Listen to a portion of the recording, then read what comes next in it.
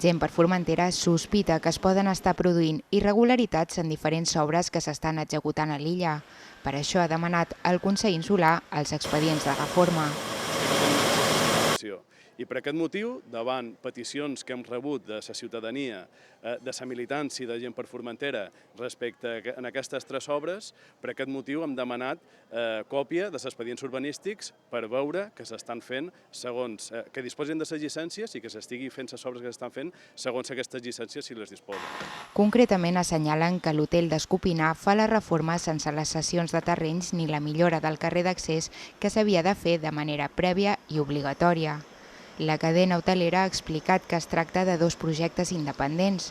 La reforma de l'establiment és un d'ells i és el que s'executa ara. La millora del camí està pendent d'aprovació per part del Consell i quan compti amb el vistiplau s'iniciaran les obres. En el cas de l'edifici de Sant Ferran, apunten que les obres es troben fora d'ordenació segons el Pla Territorial Insular actual.